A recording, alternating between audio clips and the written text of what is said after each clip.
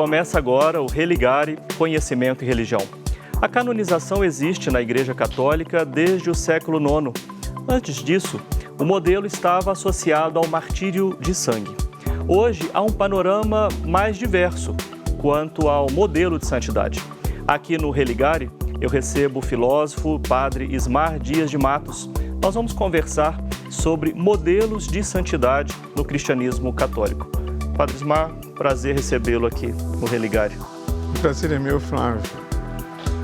Participe do programa e envie a sua pergunta sobre o tema de hoje para o nosso convidado.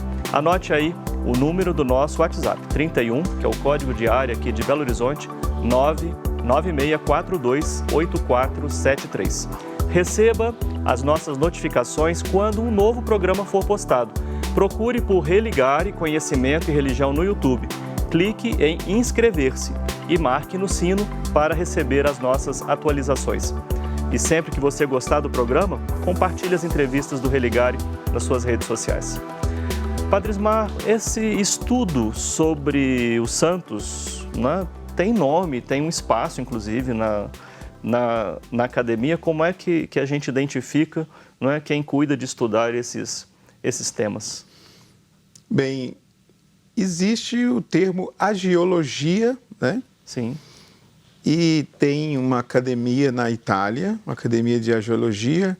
Aqui no Brasil tem também uma primeira que foi criada em 2004, da qual eu sou associado efetivo fundador.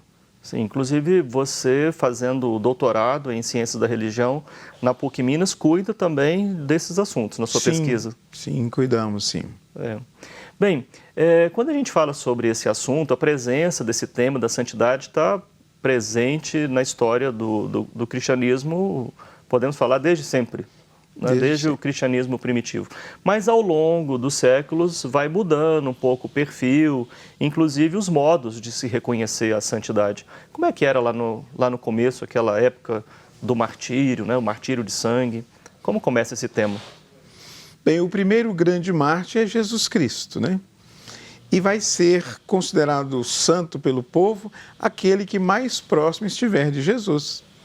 Tem lá narrado no livro dos Atos dos Apóstolos o martírio de Santo Estevão, é o protomártir da igreja, né? Então, os santos, no começo, eram aqueles que morriam doando, derramando o seu sangue como Cristo. Sim. O termo canonização, ele surge quando, Ismar? Bem, no século IX, Santo Eurico, na Alemanha, não sei precisar qual diocese, foi canonizado. Cano, em grego, você sabe, é uma ordem. Então, é colocar alguém num rol, numa ordem, para ser venerado pela igreja. Então, o santo da igreja da Alemanha está no cano, da igreja da Itália, da igreja, né, da Romênia. Então, é colocado numa mesma lista para ser celebrado na igreja universalmente. Você me explicava, antes da gente começar aqui a entrevista, que antes as igrejas locais é que reconheciam seus santos. Sim. Os bispos, né? Sobretudo os bispos eram os responsáveis. Sei. E quando é que isso é levado, né, para o bispo de Roma, que é o responsável? Quando é que começa esse processo assim, mais centralizado em Roma? Como era descentralizado, começou a aparecer alguém assim que não era tão santo assim, e já começava a haver contradição sobre a vida dele.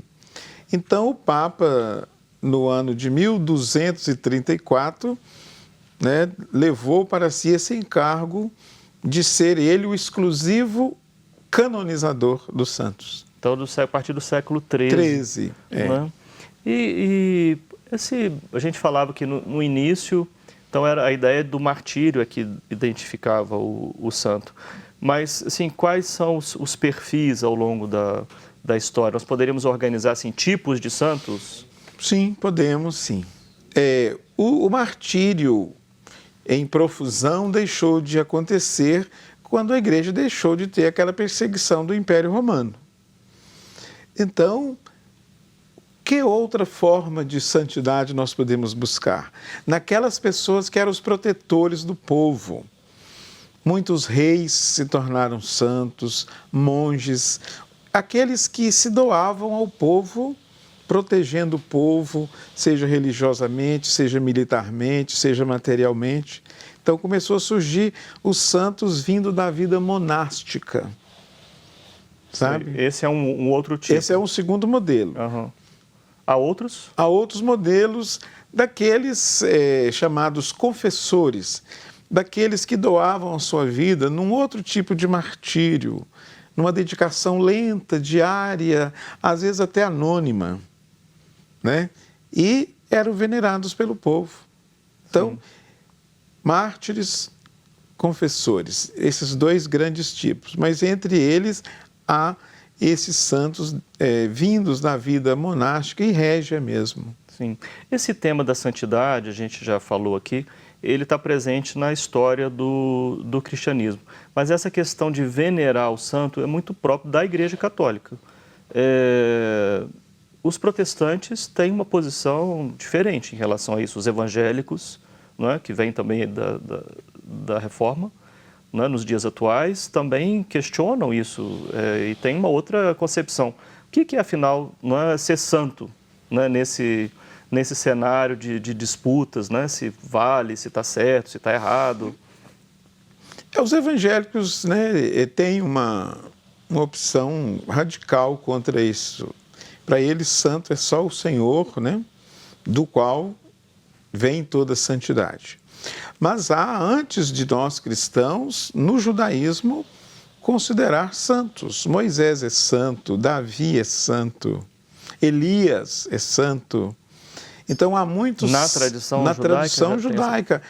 Há dias no ano, né, há dias no mês, durante o ano, em que são venerados os patriarcas e profetas dentro do judaísmo. E dali que pode ter vindo esse modelo, então?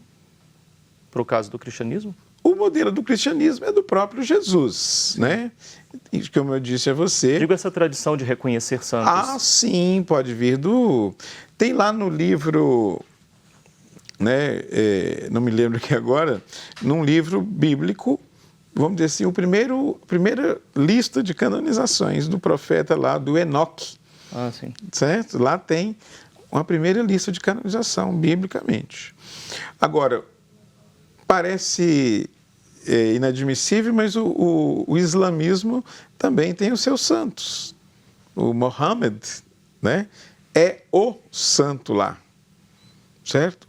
Então, dentro do cristianismo católico, há essa tradição, não só o católico romano, mas o católico ortodoxo e outras vertentes do catolicismo. Agora, os protestantes é porque tem uma interpretação teológica ou bíblica de não venerar imagens. É isso que eu ia lembrar, que acho que a questão está bem na questão da imagem, né? Os muçulmanos não têm imagem, mas eles têm ícones, certo? Né? Então, mas é alguém que está sendo lembrado ali.